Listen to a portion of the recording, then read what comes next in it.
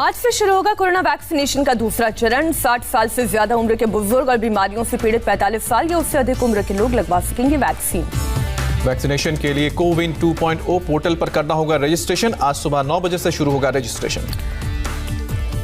CoWIN 2.0 portal और app के अलावा आरोग्य सेतु जैसे आईटी एप्लीकेशन के माध्यम से भी रजिस्ट्रेशन करा सकेंगे लोग। टीका लगवाते समय फोटो पहचान पत्र जरूरी होगी। सरकारी अस्पतालों के साथ निजी हॉस्पिटल से भी लगाई जाएगी वैक्सीन। निजी हॉस्पिटल्स में वैक्सीन के लिए एक डोज की कीमत अधिकतम 250 रुपए रखी गई है। सरकारी अस्पतालों में फ्री में लगेगी। दिल्ली में 56 सरकारी अस्पतालों में मुफ्त में लगेगा टीका। 136 निजी अस्पतालों में भी 250 रुपए प्रति डोज के हिसाब से लगाए जाएंगे टीके। यूपी में पहले दिन बिना रजिस्ट्रेशन के होगी वैक्सीनेशन। लखनऊ के 170 अस्पतालों में कोरोना वैक्सीन लगाने की तैयारी। बिहार के मुख्यमंत्री नीतीश कुमार अपने 70वें जन्मदिन के अवसर पर आज कोरोना टीका लगवाएंगे। IGIMS में लगेगा टीका। भोपाल में आज 186 सेंटर्स पर लगाया जाएगा कोरोना का टीका। राज्य के स्वास्थ्य मंत्री ने जानकारी दी। देश में एक दिन में फिर कोरोना के 15,614 नए पॉजिटिव केस आए सामने। 24 घंटे में 108 लोगों ने तोड़ा दम। कोरोना के 86% मामले सिर्फ 6 राज्यों में हैं। महाराष्ट्र, केरल, कर्नाटक, तमिलनाडु, पंजाब और गुजरात में केसेस बढ़े। महाराष्ट्र में लगातार 5वें दिन 8,000 से ज्यादा कोरोना के केसेस आए सामने। 24 घंटे में 62 लोगों की मौत। नागपुर में रविवार को वीकेंड पर बाजार बंद रहेंगे। कोरोना वायरस के बढ़ते मामलों की वजह से फैसला। पुणे में 14 मार्च तक बढ़ा नाइट कर्फ्यू। तब तक बंद रहेंगे स्कूल और कॉलेज। पुणे के मेयर का ऐलान।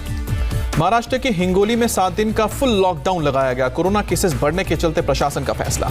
महाराष्ट्र के सीएम उद्धव ठाकरे की अपील, लॉकडाउन लगाने की मंशा नहीं, लेकिन लोग मास्क जरूर पहने। कोरोना के कड़े नियमों के बावजूद मुंबई में लोग लापरवाह। रविवार को जुहू चौपाटी पर उमड़ी हजारों लोगों की भीड़। जुहू चौपाटी पर नहीं दिखाई दी सोशल डिस्टेंसिंग। सैकड़ों लोगों ने मास्क नहीं लगाया था। केरल में बीते 24 घंटे में कोरोना से 3,254 लोग संक्रमित हुए। 15 लोगों की मौत। दिल्ली में पिछले 24 घंटे में कोरोना के 197 नए केस। एक मरीज ने गंवाई जान। दिल्ली के जवाहरलाल नेहरू यूनिवर्सिटी को फेज वाइज खोला जाएगा। 30 जून तक एमफिल और डिसर्टेशन जमा करने वाले छात्रों को 8 मार्च से आने की इजाजत दी जाएगी। उत्तर प्रदेश में पिछले 24 घंटे में प्रदेश में कोरोना संक्रमण के 100 मामले। 143 लोग डिस्चार्ज हुए। यूपी में कोरोना से रिकवरी रेट 98% से ज्यादा। सरकार ने कहा कोरोना टेस्टिंग में कमी नहीं। गुरुग्राम के सेक्टर 67 में एक सोसाइटी में 20 से ज्यादा लोग पाए गए कोरोना पॉजिटिव। कई फ्लोर को बनाया गया कंटेनमेंट जोन। दुनिया भर में अब तक 11 करोड़ 46 लाख से ज्यादा लोग कोरोना से संक्रमित हुए हैं। 25 लाख 42 हजार से ज्यादा लोगों की जान गई है। हंगरी के प्रधानमंत्री ने चीन में बनी कोरोना की वैक्सीन लगवाई। यूरोप में चीनी वैक्सीन लगाने वाला हंगरी पहला देश। अर्जेंटीना में सरकार के खिलाफ लोगों का प्रदर्शन। कोरोना वैक्सीन लगाने में मिसमैनेजमेंट और घोटाले का आरोप। पश्चिम बंगाल के नॉर्थ 24 परगना में बीजेपी कार्यकर्ता और उनकी मां पर हुआ हमला। हमलावरों ने किया लहूलुहान। पार्टी का झंडा लगाने पर हुआ था विवाद। बीजेपी कार्यकर्ता गोपाल मजूमदार का आरोप, 3 टीएमसी वर्कर्स ने घर में घुसकर किया हमला। चेहरे, सिर और गले में चोट लगी। पश्चिम बंगाल के वर्धमान में पूर्व मंत्री सुब्रत मुखर्जी का अजीबोगरीब बयान। कहा सीएम ममता बनर्जी की हत्या की साजिश रच रही है बीजेपी। समर्थकों से बचाने के लिए प्रार्थना करने को कहा। कोलकाता में 3 दलों के गठबंधन के चुनाव प्रचार का आगाज। कांग्रेस के अधीर रंजन चौधरी और लेफ्ट के कई बड़े नेता मौजूद रहे। कोलकाता की रैली में फुरफुरा शरीफ के पीरजादा अब्बास सिद्दीकी भी हुए शामिल। लेफ्ट के नेताओं ने किया गर्मजोशी से स्वागत। पीरजादा की पार्टी और कांग्रेस में सीट बंटवारे पर पेच फंसा। कांग्रेस 8 सीट देने को तैयार, 3 पर अटकी बात। अधीर रंजन चौधरी ने ISF से गठबंधन में पेच फंसे होने की बात मानी। बोले अभी सीटों की डील फाइनल नहीं। महागठबंधन के मंच पर नाराज नजर आए अधीर रंजन चौधरी। पीरजादा अब्बास सिद्दीकी के हाथ नहीं मिलाने से नाराज। छत्तीसगढ़ के सीएम भूपेश बघेल का हमला। बीजेपी ने सत्ता में आने से पहले ही फसाद शुरू किया। सत्ता में आएंगे तो क्या होगा। कोलकाता की रैली में सीपीएम नेता सीताराम येचुरी ने पीएम केयर्स फंड को निजी फंड बताया। इलेक्टोरल बॉन्ड पर भी सवाल उठाया। येचुरी का वंशवाद पर भी हमला। कहा अमित शाह के बेटे क्रिकेट एसोसिएशन के अध्यक्ष है। मोदी ने अपने नाम से क्रिकेट स्टेडियम बना लिया। ममता बनर्जी के बाहरी बनाम बंगाली वाले बयान पर शिवराज सिंह चौहान का निशाना। कहा हम सब भारत मां के बेटे हैं। राहुल पर शिवराज का अटैक। बोले बंगाल में चुनाव हो रहे हैं, राहुल कहां समंदर में गोते लगा रहे हैं। कांग्रेस महासचिव प्रियंका गांधी वाड्रा आज से असम में शुरू करेंगी पार्टी का प्रचार। 2 दिनों के दौरे पर जाएंगी असम। राहुल गांधी के तमिलनाडु दौरे का आज आखिरी दिन। मछुआरों की बोट रैली के अलावा कई कार्यक्रमों में करेंगे शिरकत। राहुल गांधी का तमिलनाडु में पीएम मोदी पर फिर अटैक। कहा अंग्रेजों से लड़े, अब पीएम मोदी को वापस भेजेंगे नागपुर। गृह मंत्री अमित शाह ने पुडुचेरी में राहुल गांधी पर बोला हमला। मछुआरों वाले बयान को लेकर बनाया निशाना। अमित शाह ने कहा जब राहुल छुट्टी पर थे तभी मोदी जी ने फिशरीज मंत्रालय बनाया। अमित शाह ने कहा जिसे ये नहीं पता हो कि 2 साल से है मत्स्य पालन मंत्रालय, वो क्या करेगा पुडुचेरी का कल्याण। अमित शाह का कांग्रेस पर तंज। कहा पुडुचेरी में 75% युवा बेरोजगार, हम देंगे काम। अमित शाह बोले वंशवाद और परिवारवाद के कारण पूरे देश में बिखर रही है कांग्रेस, बड़े बड़े नेता कर रहे हैं बीजेपी ज्वाइन। अमित शाह का पूर्व सीएम नारायणसामी पर अटैक, कहा कांग्रेस ने झूठे आदमी को बनाया मुख्यमंत्री, राहुल के सामने ट्रांसलेशन में झूठ बोला। अमित शाह ने चला तमिल कार्ड, कहा तमिल भाषा नहीं जानने का है बहुत अफसोस, दिल से माफी मांगता हूँ। केंद्रीय कृषि राज्य मंत्री कैलाश चौधरी का राहुल पर निशाना, कहा हमें किसानों की चिंता, राहुल को सोने की चिंता। बीजेपी अध्यक्ष जेपी नड्डा वाराणसी दौरे के दूसरे दिन आज काशी विश्वनाथ और काल भैरव के मंदिर में करेंगे दर्शन, बूथ कार्यकर्ताओं के साथ करेंगे बैठक। जेपी नड्डा ने वाराणसी में बीजेपी के हाईटेक दफ्तर का उद्घाटन किया, बोले बीजेपी सबको एक परिवार की तरह मानती है। जेपी नड्डा ने पार्टी के सांसदों, पदाधिकारियों, विधायकों के साथ किया मंथन, पंचायत चुनाव पर भी चर्चा।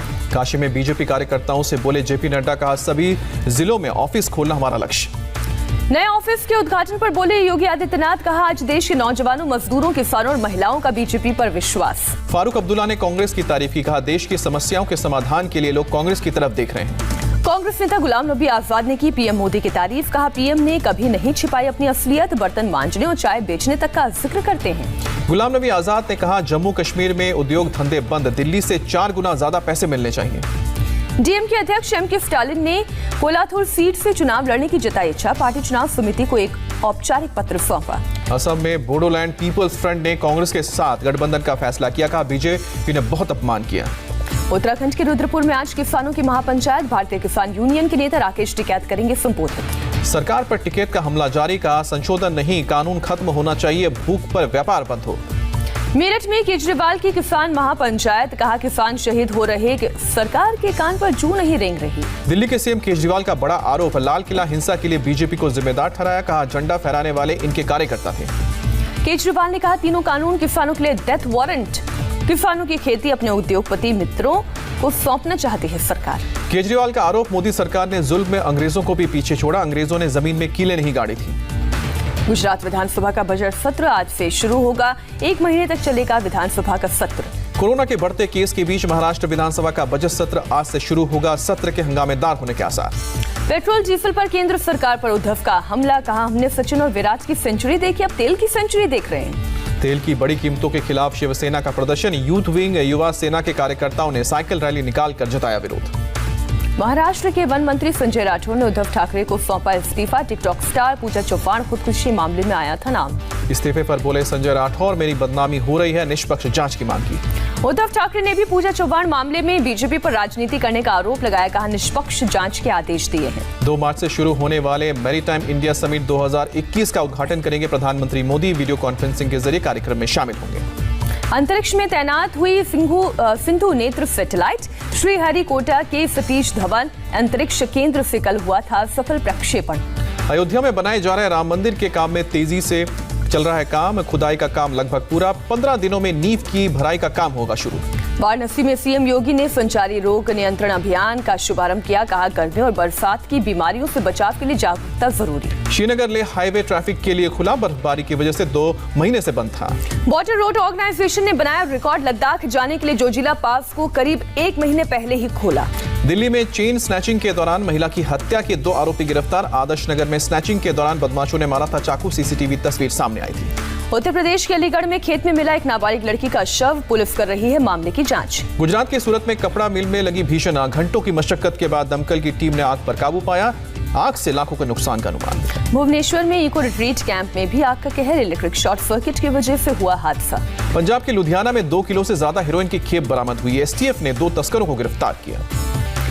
एमपी के बालाघाट में 300 बोरी सरकारी गेहूं के साथ एक ट्रक जब्त, प्रशासन ने गोदाम को किया सील। बीजेपी सांसद ज्योतिरादित्य सिंधिया ने ग्वालियर व्यापार मेले में झूले का लुत्फ उठाया, एक देशभक्ति गाना भी गाया। म्यांमार में सैन्य तख्ता पलट के खिलाफ कई शहरों में प्रदर्शनकारियों पर टूटा पुलिस का कहर, गोलीबारी में कई लोगों की मौत। म्यांमार के देवई शहर में पुलिस की गोलीबारी में 3 लोगों की मौत, दर्जनों लोग गिरफ्तार। नासा के 2 अंतरिक्ष यात्रियों ने किया space walk, international space station पर सोलर पैनल लगाया गया। आखिरी टेस्ट की तैयारी में जुटी है टीम इंडिया, अहमदाबाद के मोदी स्टेडियम में जमकर बहाया पसीना, 4 मार्च से टेस्ट मैच। आखिरी टेस्ट मैच से पहले बोले इंग्लैंड के विकेटकीपर बल्लेबाज बेन फोक्स, कहा हमें जुझारू खेल दिखाने की जरूरत। अश्विन ने अहमदाबाद पिच के आलोचकों को दिया जवाब, पूछा किसने बनाया नियम कि पहले दिन तेज गेंदबाजों को मदद मिले तो अच्छी पिच। अहमदाबाद पिच के खिलाफ आईसीसी के कोई एक्शन लेने की संभावना नहीं, आखिरी टेस्ट में पिच सपाट होने की उम्मीद। आईसीसी की ताजा टेस्ट रैंकिंग में पहली बार टॉप 10 में पहुंचे रोहित शर्मा नंबर 8 पर पहुंचे। 400 विकेट लेने वाले अश्विन ने लगाई 4 पायदान की छलांग, दुनिया के नंबर 3 गेंदबाज बने। रोड सेफ्टी वर्ल्ड सीरीज में सचिन के साथ ओपनिंग करेंगे वीरेंद्र सहवाग। 5 मार्च से रायपुर में खेले जाने वाले टूर्नामेंट में लारा और केविन पीटरसन समेत कई रिटायर्ड क्रिकेटर्स शामिल होंगे। श्रीलंका क्रिकेट ने पूर्व ऑस्ट्रेलिया दिग्गज खिलाड़ी टॉम मूडी को दी बड़ी जिम्मेदारी, क्रिकेट डायरेक्टर नियुक्त किया गया। वेस्टइंडीज के खिलाफ 3 T20 मैच में श्रीलंका के कप्तान होंगे एंजेलो मैथ्यूज। ट्रांजिट वीजा नहीं मिलने से नहीं पहुंच पाए कप्तान दासुन सनाका। भारतीय पहलवान विनेश फोगाट ने जीता यूक्रेन कुश्ती टूर्नामेंट, बेलारूस की पहलवान को हराया। लोकसभा के स्पीकर ओम बिरला ने कोटा में हॉकी खेलने का उठाया लुत्फ। आज राज्य स्तरीय प्रतियोगिता के समापन मैच में बतौर मुख्य अतिथि पहुंचे थे।